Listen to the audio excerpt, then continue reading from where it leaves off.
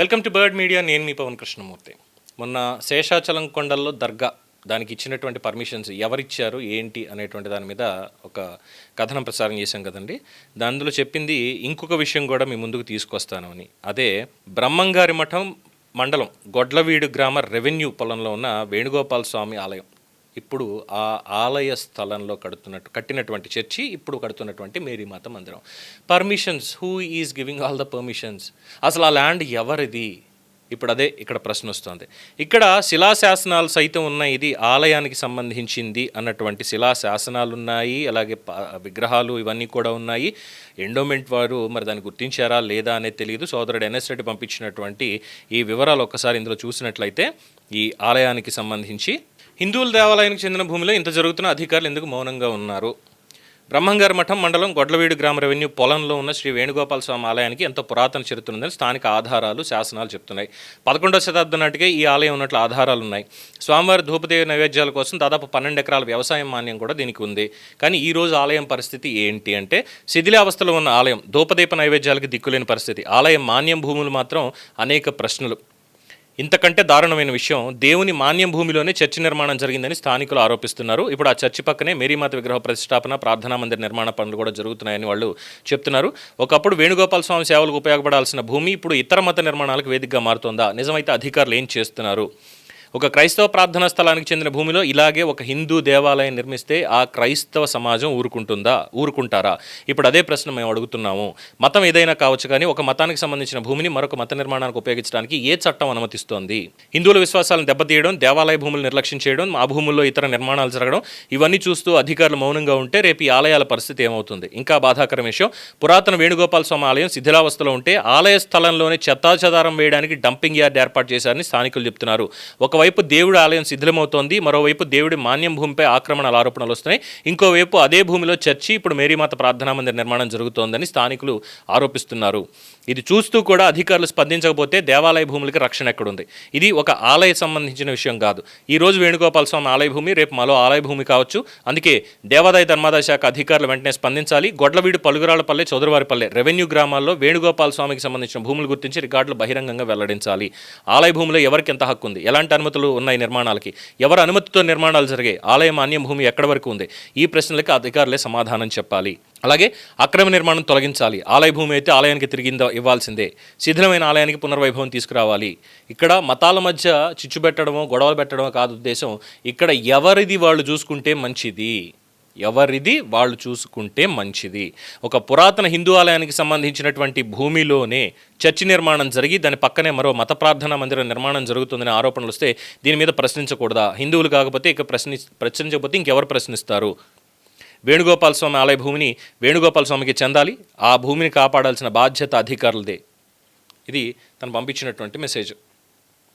అంటే ఆలయ భూమి అయితే వెళ్ళి కట్టేస్తారు. ఇప్పుడు ఇంకోటి, లీగల్ రైట్స్ ప్రొటెక్షన్ ఫోరం వాళ్ళు ఇంకొకటి తీసుకొచ్చారు. సేమ్ ఇలాగే, అంటే పర్మిషన్స్ ఎవరిస్తున్నారు? పర్మిషన్స్ లేకుండా కట్టేసిన తర్వాత ఇంకా మమ్మల్ని మాత్రం ఏమంటారులే. Forest land encroachment and erection of cross on forest department land, Kadapa, Andhra Pradesh. Legal rights protection forum lodged a complaint with the Andhra Pradesh forest department vigilance wing seeking immediate action over the erection of a permanent concrete structure and a large cross on the forest department land at Mallila village, Tonduru Mandal, YSR Kadapa district.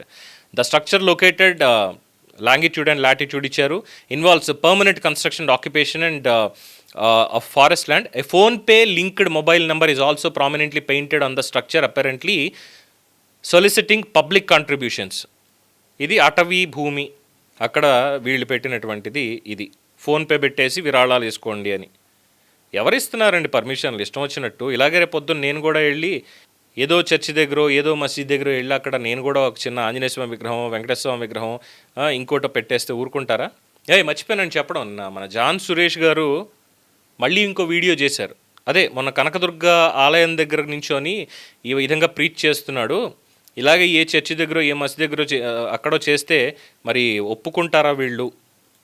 ఎందుకు అనవసరంగా ఇలాగా గొడవలు పెట్టేటువంటి విధంగా వచ్చి చేస్తున్నారు? సమాజంలో సమానత్వంగా అందరూ బాగుండాలి అన్నటువంటి మాట చెప్తే మతోన్మాద పక్షి అని పేరు పెట్టాడు మనకి. మరి ఆయన ఏదో మతోన్మాద పక్షి కాదు అన్నట్టుగా. పైగా అంటాడు, ఎస్ అఫ్ కోర్స్ కరెక్టే, వాళ్ళు చెప్పేదానికి అబద్ధాలని తెలుసు కాబట్టి ఎవరు వినట్లా.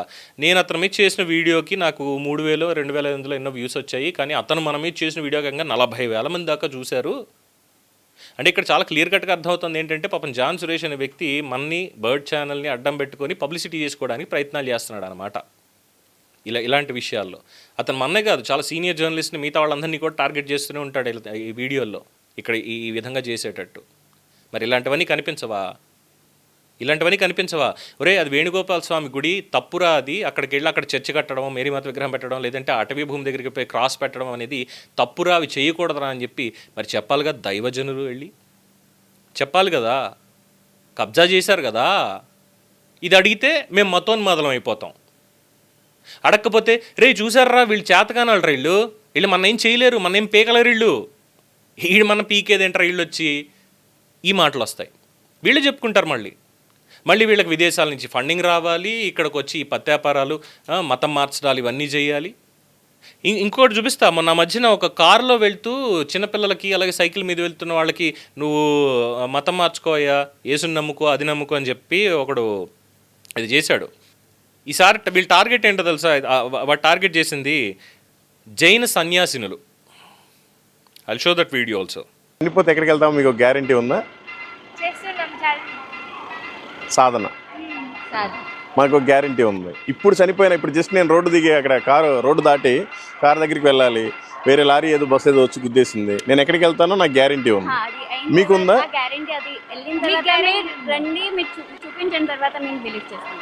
అంటే అలాని కాదు, మీరు ముందు ప్రూవ్ చేసి అప్పుడు చెప్పండి, అప్పుడు చూస్తామని చెప్పింది ఆ జైన సన్యాసిని. అంటే రోడ్డు మీద వెళ్ళే వాళ్ళని సైతం వదలట్లా, స్కూల్కి వెళ్ళే వాళ్ళని, ఈ బీసీఎస్సీ హాస్టల్స్లో ఉండేటువంటి వాళ్ళని, ఎవరి దగ్గర ప్రతి ఒక్కళ్ళ దగ్గరికి వెళ్ళడం, వాళ్ళకి మత మార్పిడి బోధనలు ఇవన్నీ చేయడం. ఏమనాలి వీళ్ళని?